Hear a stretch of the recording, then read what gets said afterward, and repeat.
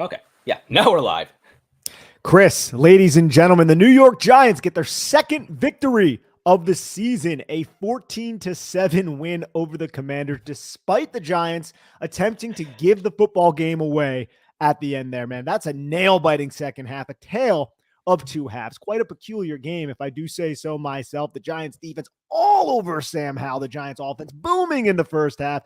Second half rolls around, you start to see some mistakes. You felt the air get sucked out of the building when Sterling Shepard fumbled that football, fumbled that punt, and Washington started crawling their way back into the game, but they didn't have enough firepower. And as we said in the beginning, before we even started this, we were talking, look, the Commanders aren't necessarily too competent of a football team either, but the Giants escaped this game with a win. How you feeling, bro? Man, it kind of just a bundle of nerves and adrenaline right now. Yeah. This game came down to two 4th-and-1 situations. First one, Washington converted. Second one, they did not. And it really is amazing how this game just kind of pivoted on little individual moments. I mean, you could go back to the very first punt of the game, of which there were very many, when Eric Ray muffed that punt.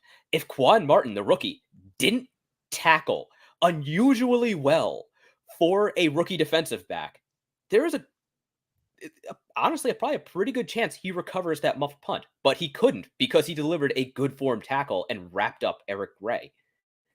Like, if Washington had recovered that ball right down there inside of the 10-yard line for the Giants, or by the end zone, this game could have ended very differently. If honestly, if their offense was at all competent in the first half, if they even got going like they did in the fourth quarter, a drive or two sooner, or maybe even played with a little bit of urgency in the fourth quarter, this game could have ended very differently. But this was a much, much needed win for the Giants, and especially the Giants defense. Especially the Giants defense. And Wink Martindale was dialing up the pressure on Sam Howell. And Sam Howell did not look comfortable the entire game. That includes when they started assembling some sort of offense. He finished the game 22 of 42 for 249 yards with one interception, and he was sacked 6 times. The Giants entered this football game, Chris, with 5 sacks. They get 6 in this game. And that's what happens when you play the Washington Commanders. The Commanders are a football team right now where their offensive line's not that great, and their quarterback holds onto the football way too long. The Giants in this game outgained Washington 356 to 273. And a lot of those 273 yards came in that final quarter, in the fourth quarter, where Sam Howell was able to assemble some sort of offense. Too little, too late, unfortunately, for Washington. Great for the New York Giants, man. And there's a lot to take away from this game. You had just so many like sways of momentum. Looked like after the replay of the Jalen Hyatt long, I think it was 43-yard catch, his second long catch, because the Giants were just creating explosive plays in this game. The Giants were going to put the game away, and then Daron Payne strips the football from Saquon Barkley while the Giants are driving down the football field. The Washington gets put right back into the driver's seat, man. Just a ton of emotion, just a roller coaster. It really was. Yeah. And shout out to Tyrod Taylor for how well he played. Oh, yeah. The Giants had 5 guards on their offensive line. Justin Pugh, former left guard, now left tackle, just got here. You've got Marcus McKethan, basically a rookie, has only ever played right guard, playing left guard. You got Ben Bredesen, left guard, playing center. You got Mark Lewinsky, right guard, who was benched, playing right guard. And then you got Tyree Phillips, a guy who began his career as a right guard in Baltimore, unseated DJ Fluker. He got here, literally just got here this week, and he's playing right tackle. Now, yes, the Giants gave up 4 sacks. You could actually probably count it 5 if it wasn't for that illegal contact on a big sack of Tyrod Taylor late in the fourth quarter. Still, the Giants' offense looked pretty darn good, all things considered. Like you said, they were creating explosive plays at a clip we haven't seen from them in a long, long time. I would say all this year, going back last year, it has been maybe since Pat Shurmur was the Giants' offensive head coach and offensive coordinator, have we seen them create explosive plays like this? Like Darius Slayton as a rookie. That I think might have been the last time we saw the Giants create big plays at a clip like this. And I guess just kudos to Tyrod Taylor. Kudos to Tyrod Taylor, to the Giants staff for exposing a defense that has a lot of young, inexperienced players on the back end.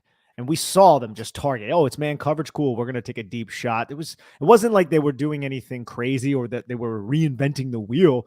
It was essentially just deep over routes and then the 9 route, and somebody would establish advantageous leverage and the Giants would end up winning in those situations. And Tyrod throws a very pretty football, and he wasn't flawless in this game. He missed Wan'Dale Robinson on the 1 3rd down, but all things considered, Tyrod has this offense moving. 7 explosive plays is nothing to sneeze at. The Giants, and this defense is the worst defense the Giants have played, so we have to lay that out. But 7 explosive plays, I think they entered this game with either 14 or 15. So it just goes to show you how explosive this offense was.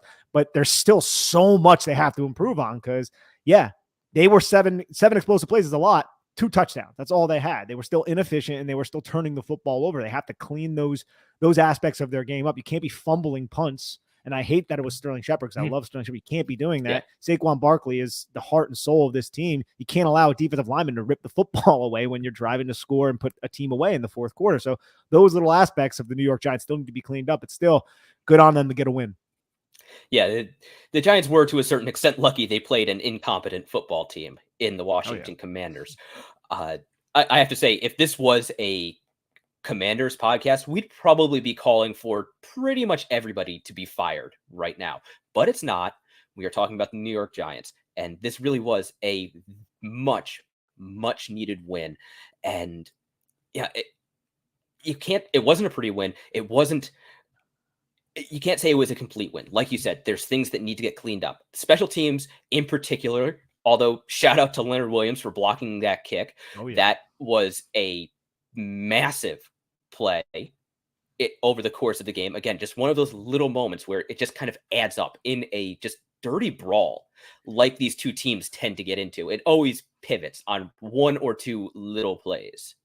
How many of those were there in this game? Like, you have the Saquon fumble, you have the Sterling fumble, you have the blocked kick, you have the Graham Gano missed kick. If you want to go back in the beginning, you have all the points that were scored, which really wasn't many. It was only 21. You have the Kayvon Thibodeau dropped pick 6 that would have just been a huge impactful play. You had all the sacks between both the teams. There were so many just little instances throughout this game where, like I write for Big Blue View an article every week with 5 impactful plays. There are like 10 that I can come up with right now. There are so many impactful plays throughout this game that seem to sway the pendulum one way or the other. Yeah, absolutely. And the Giants had a lot of those last year. And last year, those little plays went their way. This year, they haven't always gone the Giants' way. I would say this year, more often than not, they've kind of gone against the Giants.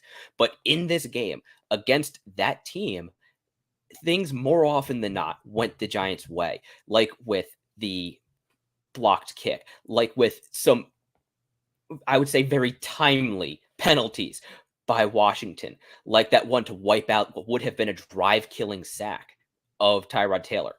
I honestly do not envy you that article that you're going to have to write, because it is going to be very, very difficult to sift through all of those plays. Yeah, you might have to go to the analytics and see which ones had the biggest impact on winning percentage and which ones had the most EPA gained or lost. I might need to, and I've never done that before. That's a really good idea. But Dexter Lawrence, finally, he gets his 2 sacks. We watch the tape.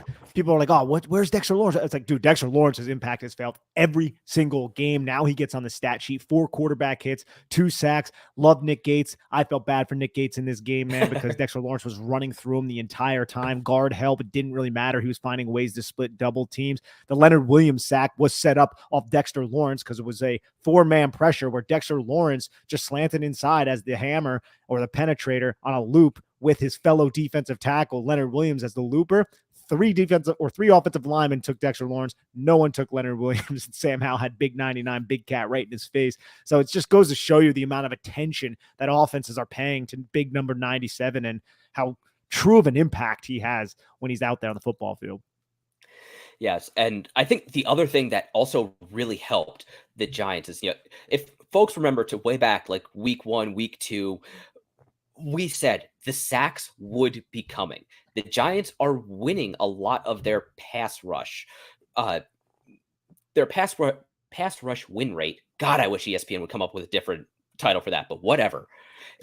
Has actually been among the highest in the league. It's pretty consistently been top 10, top 5.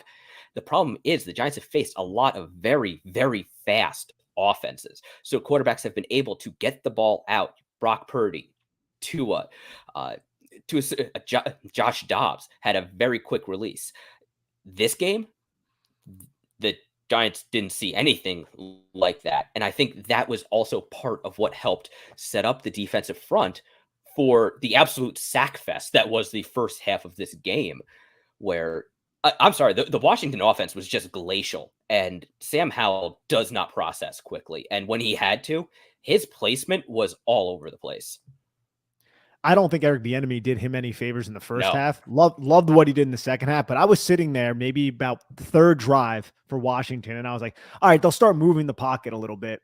All right, they're going to start getting him out on the run a little bit, and they just didn't. He just stood back there the entire time, and I was like, what is Eric Bieniemy doing? Like, this is terrible, and it took him to about midway through the third quarter to realize that. So I don't know what took him so long to adjust. I don't. And yeah, so sorry, man. Sam Howell you're right, slow processing.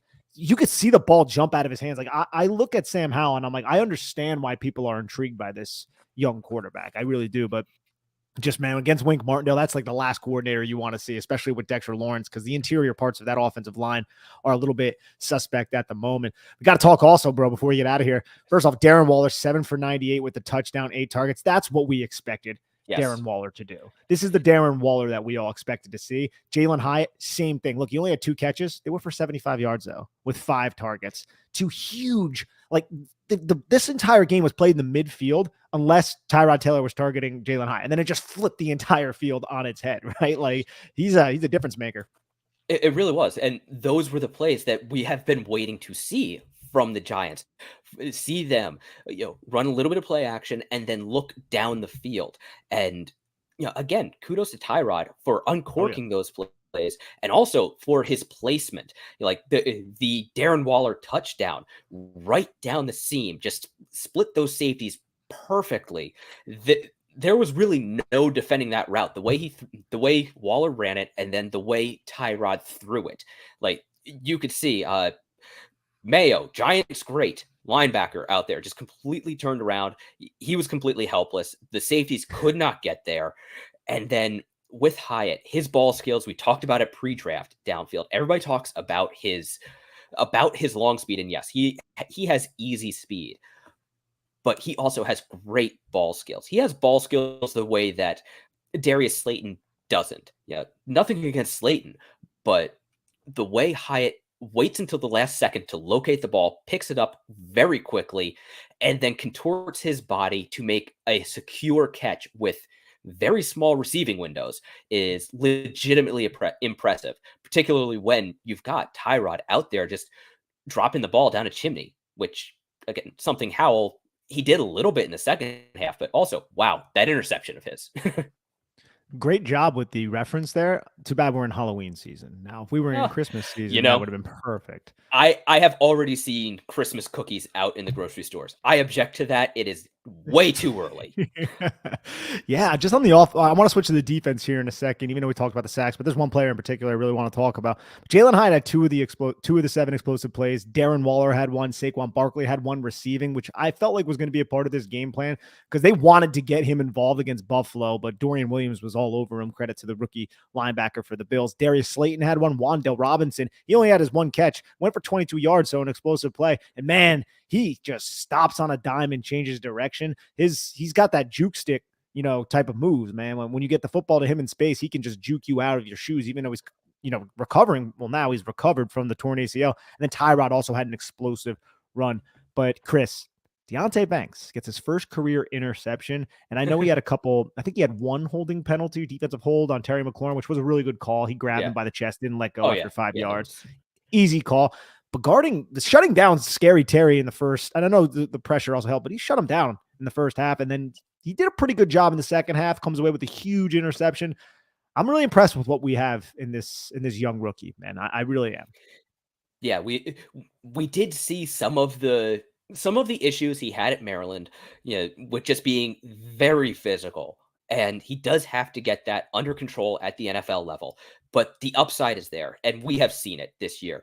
Like the Giants had two rookie corners playing. Adoree Jackson was inactive with the neck injury, and Washington has good receivers, but between the pressure and the corners, they weren't a big factor up until about halfway through the third quarter. And like you said, just credit to those guys. They really held their own. And yes, it does help that the Washington offense is slow and the Giants were getting a lot of very quick pressure.